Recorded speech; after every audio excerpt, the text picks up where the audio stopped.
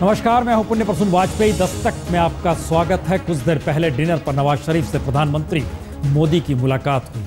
कहा जा रहा है कुछ बात भी हुई, लेकिन इंतजार सुबह का है जब आधे घंटे तयशुदा कार्यक्रम के मुताबिक मुलाकात बातचीत होनी है। लेकिन आज बात किस बात की जाए? शुरू में दो तस्वीर दिखलाते हैं आपको। इन तस्वीरों के जरिए जरा समझिए। गुलाबी शहर में भगवा लहराने लगा और मुखिया यानी राज्य के सीएम दतिया में मंदिर में, और लगातार अर्चना कल से कर रही थी। विशेष कार्यक्रम रखा गया उनके लिए। पूरे इलाके में पुलिस ने चाक चौबंद व्यवस्था कर दी। मीडिया वहां तक नहीं पहुंच सके। जब वसुंधरा राजे पूजा कर रही हैं तो वहां तक कोई ना पहुंचे। उसके बाद दिन भर इधर सड़क पर गुलाबी शहर में चक्का जाम था, और चक्का जाम करने वाले और कोई नहीं बल्कि संघ के स्वयंसेवक ही ज्यादातर थे और उनसे जुड़े लोग थे। लेकिन दस्तक की तासीर में कुछ और है। आज कहा जाता है कि हर चमकती हुई चीज सोना नहीं होती। यह जिक्र किस किस के बारे में कहा जाए, किस किस तरीके से किया जाए, लेकिन शुरुआत राहुल गांधी ब्रेक के बाद लौटे हैं तो काम पर फिर लगे हैं। हमारे प्रधानमंत्री जी ने कहा था, शायद मुझे याद है, हिंदुस्तान की जनता को भी याद है, आपको भी याद होगा, उनके शब्द मैं यहां कहना चाहता हूं, ना खाऊंगा ना खाने दूंगा। और मेरा तो मंत्र है, न खाऊंगा न खाने दूंगा। तो मेरा एक ही सवाल है, प्रधानमंत्री जी, आपके शब्दों का वजन होना चाहिए। आप खाने क्यों दे रहे हैं? आप राजस्थान में खाने क्यों दे रहे हैं? Of course I know the family. I've always known. I've never made any bones about that. But I don't know what documents you people are talking about. आप मोदी जी को वापस क्यों नहीं ला रहे हैं? आज की तारीख में मेरे को कोई चार्ज पर्सनली नहीं है। जो चार्जेस हैं अगेन बीसीसीआई हैं, मैं मेंबर था बीसीसीआई का। श्रीनिवासन ने अपने आप डिसाइड किया है और मेरे को उस कमेटी से डिस्क्लूड किया है। मैंने सारा दावा इन्फोर्समेंट डायरेक्टर को दे रखे, सारे कागज दे रखे इन्फोर्समेंट डायरेक्टर। आप चौहान जी को खाने क्यों दे रहे हैं? कि ये जांच मैंने शुरू करवाई। ये पहली बार हिंदुस्तान में हुआ कि इतनी बड़ी जांच हुई कि इसके आगे कुछ हुआ है तो देखो, पीछे कुछ हुआ है तो देखो, दाएं बाएं कुछ हुआ है तो देखो। धन्यवाद।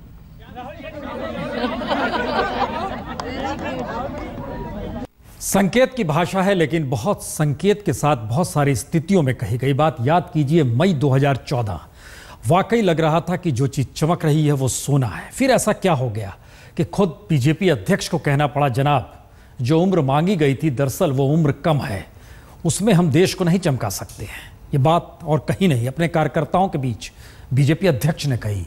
मतलब मायने कई निकाले जाएंगे, लेकिन इस रिपोर्ट को देखिए, बहुत सारे सच सामने आएंगे। तो प्रधानमंत्री मोदी ने 5 साल सत्ता के लिए मांगे और अच्छे दिन का वादा कर दिया, और बीजेपी अध्यक्ष अमित शाह ने सच को समझा और कह दिया कि अच्छे दिन 5 साल में आने मुश्किल है। तो 5 बरस भूलकर लंबे समय तक मोदी सरकार को बरकरार रखा जाए।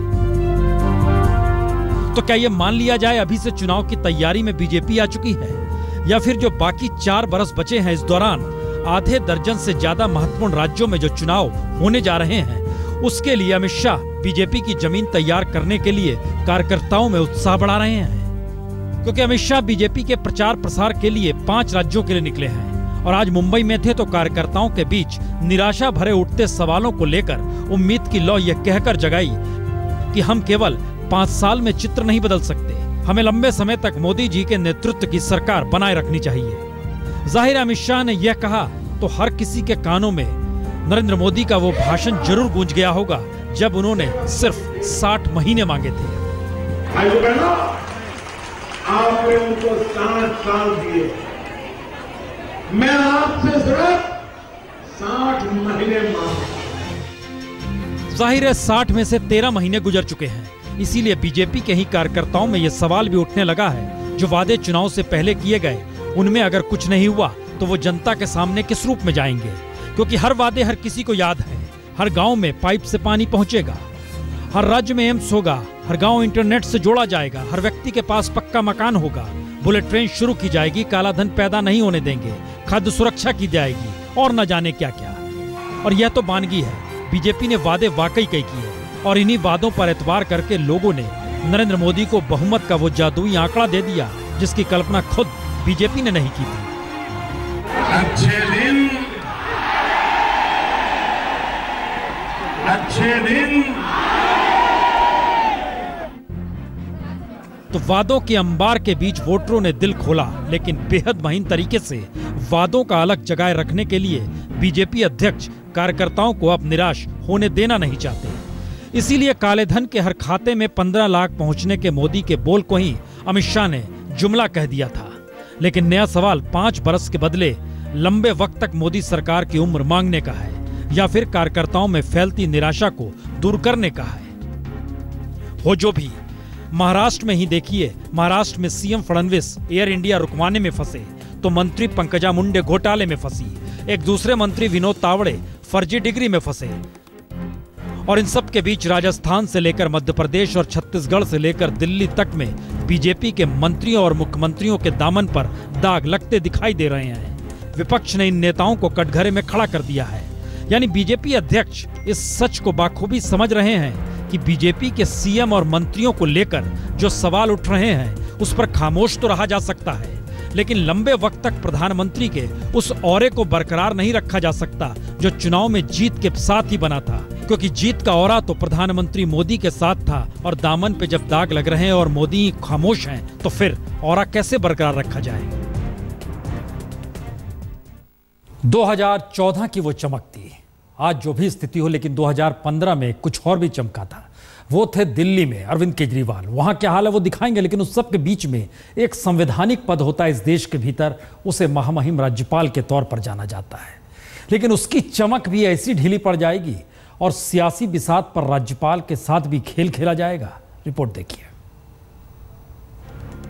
कमला बेनीवाल, वीरेंद्र कटारिया, मार्गेट अलवा, Sheila Dikshit, HR Bhardwaj, D Y Patil, critical Shankar Narayanan, ये सभी वो चेहरे हैं जो बदल दिए गए। जी, सत्ता में आते ही बीजेपी सरकार ने सबसे पहले राज्यपाल पद से इनकी छुट्टी कर दी। सिर्फ 3 महीने के भीतर इन सभी को या तो बर्खास्त कर दिया गया या फिर इस्तीफा ले लिया गया। लेकिन कांग्रेसी होते हुए भी मध्य प्रदेश जैसे अहम राज्य के राज्यपाल राम नरेश यादव पर मोदी सरकार की कृपा दृष्टि बनी रही। एसटीएफ ने उनके खिलाफ एफआईआर की, लेकिन फिर भी उनसे इस्तीफा लिया नहीं गया, और फिर हाईकोर्ट ने उनके खिलाफ दर्ज एफआईआर को इस आधार पर रद्द कर दिया कि राज्यपाल जैसे संवैधानिक पद पर बैठे शख्स को इम्यूनिटी मिली हुई है और पद पर रहते हुए उनके खिलाफ कार्रवाई हो नहीं सकती। लेकिन आज सुप्रीम कोर्ट में जब मध्य प्रदेश के राज्यपाल का कच्चा चिट्ठा कपिल सिब्बल ने जिरह करते हुए खोला, तो अदालत ने उन्हें चुप रहने तक को कह दिया। लेकिन जो अदालत के भीतर हुआ उसने कई सवाल उठा दिए। मसलन राज्यपाल पर जो आरोपों की फहरिस्त है वो बतलाती है कि दरअसल व्यापम घोटाले के दलदल में राज्यपाल भी फंसे हुए हैं। राज्यपाल ने 5 उम्मीदवारों के नामों की सिफारिश की, जिन्हें गलत तरीके से फॉरेस्ट गार्ड बनाया गया।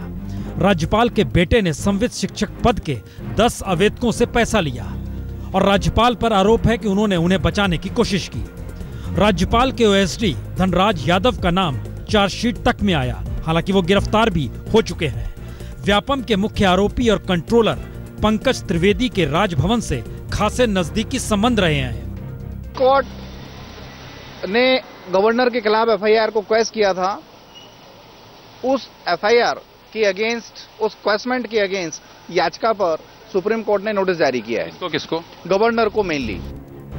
यानी राज्यपाल भी व्यापम घोटाले को जान रहे थे और उनके करीबी भी राज्यपाल का लाभ उठाकर व्यापम घोटाले में हिस्सेदारी भी कर रहे थे, बांट रहे थे, और यह सब सालों साल जारी रहा। लेकिन ना तो राज्य सरकार ने कभी आवाज उठाई, ना ही केंद्र सरकार में बैठी सरकार को लगा कि राज्यपाल के करीबी ही अगर फंस रहे हैं, उनके बेटे ही फंस रहे हैं, एफआईआर तक हो रही है, तो फिर जांच तो होनी चाहिए। लेकिन जांच नहीं हुई, तो सवाल कई है।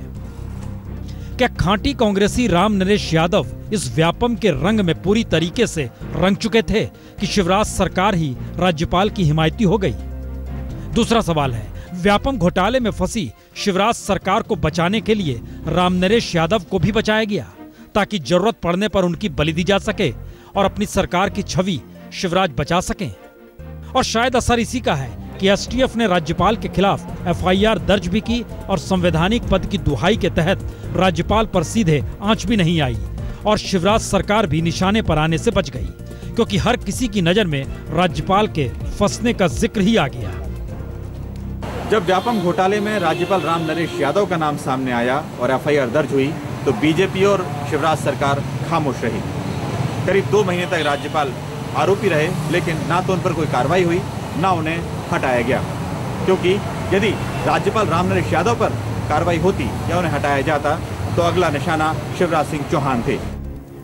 लेकिन अब सुप्रीम कोर्ट के नोटिस के बाद राज्यपाल की तो उल्टी गिनती शुरू हो गई है।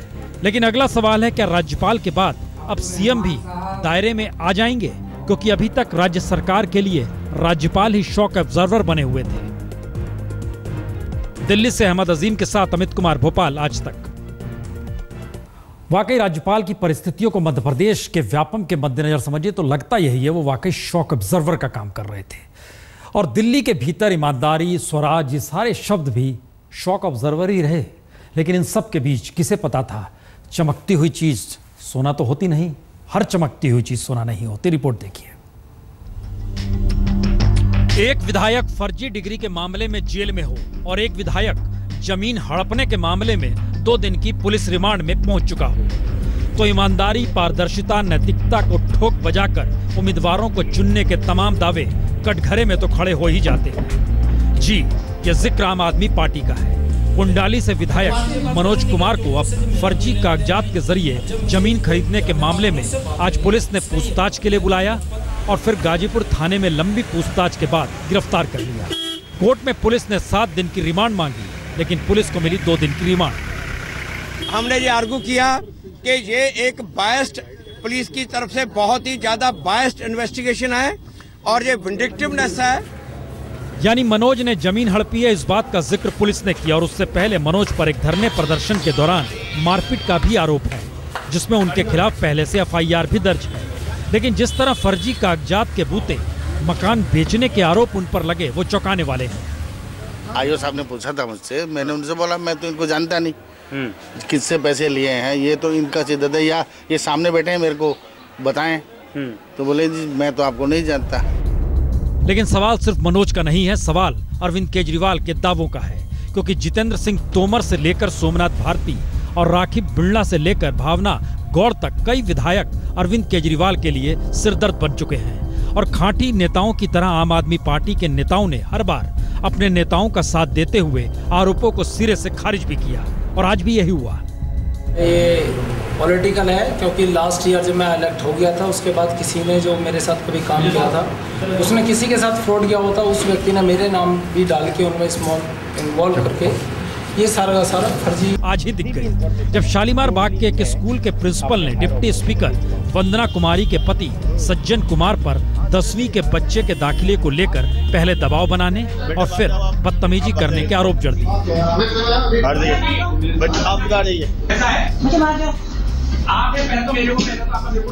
सब कुछ कैद भी हो गया और इसकी शिकायत मुख्यमंत्री अरविंद केजरीवाल से लेकर शिक्षा मंत्री मनीष सिसोदिया तक से कर डाली गई।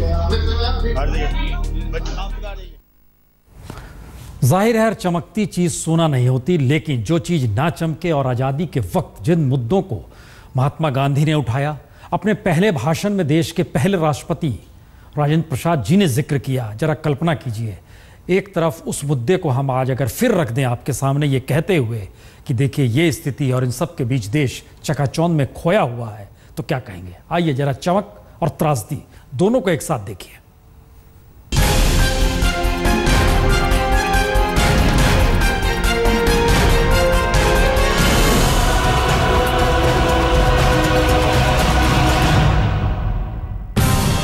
हिंदुस्तान की तस्वीर यही है, जहां देश में 1,56,000 करोड़पति हैं, वहीं देश में आज भी 1,80,657 परिवार मैला ढोने वाले हैं।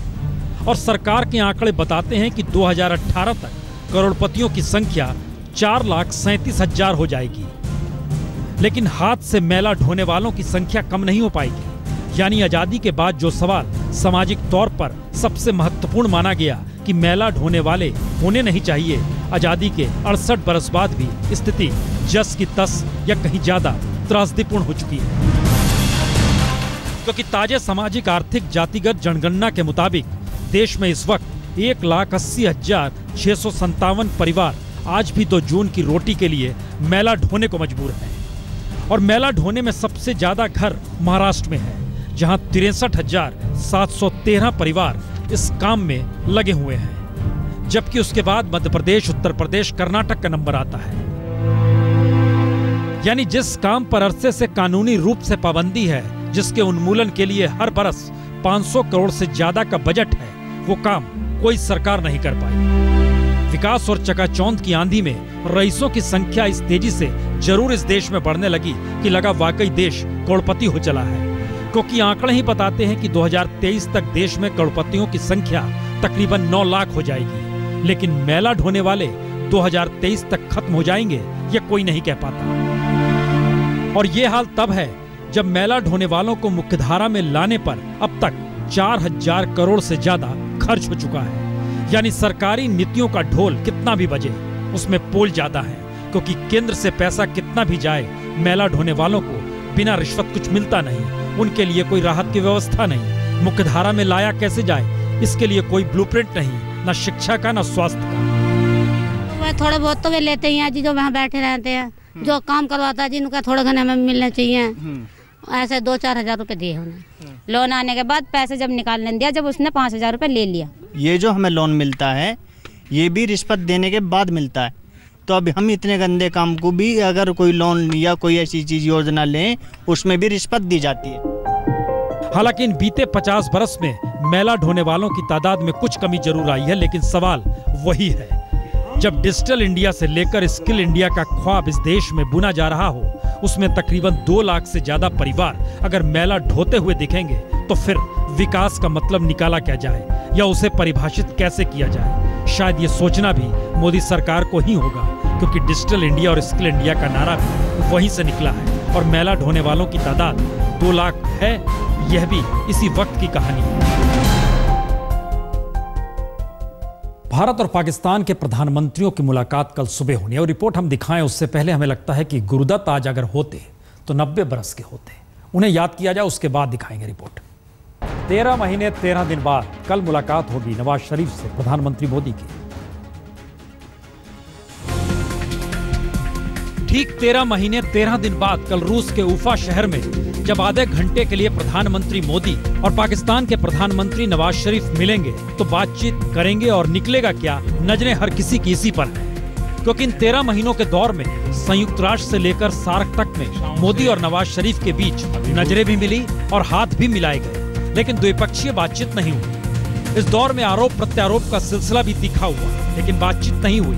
तो कल की मुलाकात को लेकर आज जब नवाज शरीफ उफा पहुंचे, तो हर किसी ने यही जानना चाहा कि बातचीत में बात होगी क्या। Let us first talk, and then I will talk with you. Do you think it's a major step forward in India-Pakistan relations? I'll let you know when we talk.